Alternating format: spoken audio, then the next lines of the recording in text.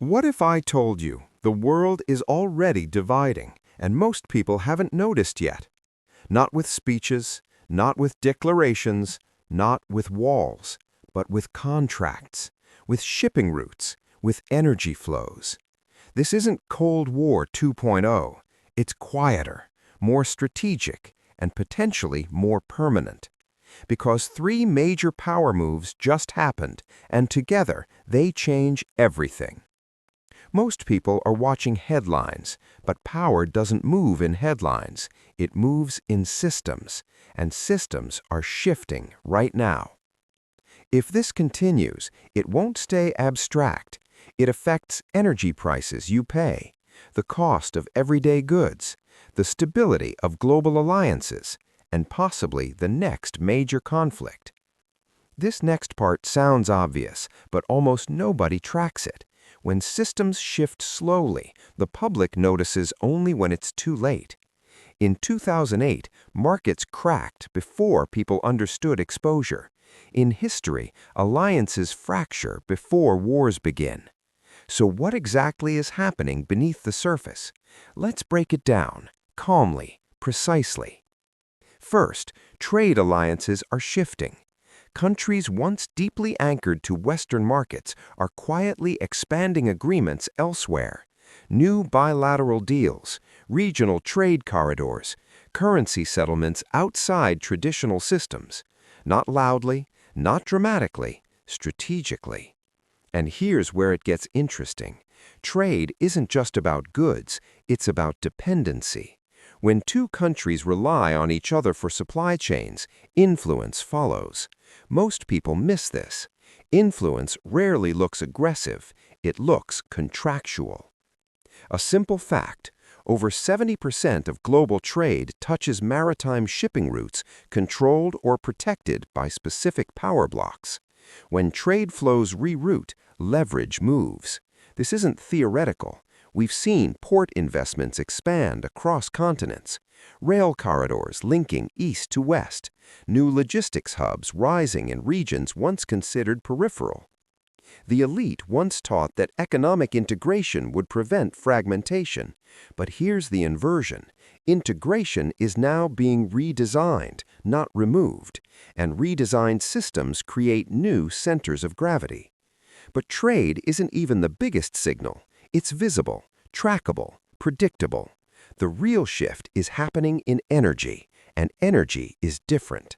Energy determines who negotiates from strength and who negotiates from necessity, and this next layer is where things become serious. Energy partnerships are forming that bypass traditional pricing systems. New pipelines are being finalized, new LNG agreements signed, new currency structures discussed quietly in boardrooms. Energy has always been power, but here's the part most people miss. Energy contracts often last decades. That means alignment lasts decades. When countries lock in long-term energy supply outside legacy frameworks, they are making geopolitical commitments, not just purchases. Here's something you won't hear often. Energy pricing currency determines financial dominance. For decades, global energy flowed through one primary settlement structure. But now, experimental bilateral energy settlements are increasing. Small at first, symbolic, then scalable. This next part sounds technical, but it's critical. When currency use diversifies in energy markets, financial influence diversifies, and financial influence shapes political alignment. For years, experts believed globalization made blocs obsolete. The assumption, interdependence prevents division. But here's the power reversal. Interdependence is being reorganized, not abandoned. Instead of one integrated system, we may be seeing parallel systems forming. Not open hostility, parallel structure. And parallel structures reduce mutual dependency. That changes negotiation leverage. Now here's the third move, and this one is subtle. Military cooperation agreements are increasing in regions that were once strategically neutral. joint exercises, defense technology sharing, infrastructure access agreements. These aren't declarations of war, they're contingency planning. And contingency planning reveals expectation. Defense planners do not expand logistics access without forecasting instability. History shows military repositioning often precedes political rupture. But here's where it gets interesting. Many of these agreements are framed as defensive cooperation, and that framing lowers public resistance. Most people see routine drills. Strategists see alignment. Why don't we feel this shift? Because it's not explosive, it's procedural. Contracts signed quietly, memorandums adjusted, supply chains rerouted gradually. There's no dramatic speech declaring division, and that's precisely why it's powerful. Silent shifts create stable outcomes. So, what does this mean? It suggests the possibility of two economic and political ecosystems emerging, not officially, not publicly, but structurally.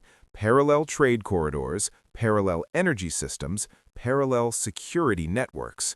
This next part sounds obvious, but almost nobody says it. Parallel systems reduce vulnerability to each other, and reduced vulnerability reduces restraint. Every global system revolves around economic gravity, where capital flows, where energy flows, where technology flows. When gravity centers shift, alliances follow. We're seeing early indicators: regional payment systems expanding, alternative development banks growing, strategic mineral agreements increasing. These are not isolated, they form patterns. I've studied geopolitical cycles long enough to know one thing: major shifts rarely announce themselves, they mature quietly. Before 1914, trade integration was at historic highs. Before 1939, diplomacy appeared active. Before 2008, markets seemed stable. I remember analysts dismissing early signals as noise. This feels similar, not identical, but structurally familiar. Here's the real tension. Parallel systems can coexist peacefully until stress hits, and stress always comes. A financial shock, a regional conflict, a supply disruption. That's when countries must choose which network to prioritize, and that choice makes the split visible. The next 24 months matter. Why? Because multiple long-term contracts finalize, several elections align, energy capacity expansions complete. These overlapping timelines compress decision points. This next part sounds subtle, but it's critical. When timelines converge, pressure amplifies. For ordinary citizens, this won't look like geopolitics. It will look like higher volatility, unexpected shortages, strange diplomatic tensions, sudden policy shifts. But behind those moments are structural alignments already made. By the time it feels dramatic, it will be procedural. So, what happens when a crisis forces alignment? History shows, once systems harden, flexibility narrows, negotiation becomes zero-sum, trust erodes faster than it rebuilds, and blocs, even unofficial ones, begin acting defensively. Defensive postures often appear aggressive to the other side. That's how escalation cycles begin. Here's the paradox. This could be strategic evolution, diversification, risk management, balanced multipolarity. Or it could be fragmentation masked as cooperation. The difference depends on how crises are handled, and that part isn't visible yet. But here's where it gets interesting. The signs of cooperation and division look identical until pressure tests them. So the real question isn't whether the world is dividing, it's whether these parallel systems stabilize each other or compete under stress. Because once a major crisis forces visible alignment, the quiet split becomes permanent. Watch the contracts, watch the energy flows, watch the joint exercises. That's where the signal is. And in the next video, I'll show you the specific pressure point most analysts are ignoring, the one that could accelerate this split faster than anyone expects. If you want the deep dive breakdown, comment pressure point, because what happens next will not be quiet.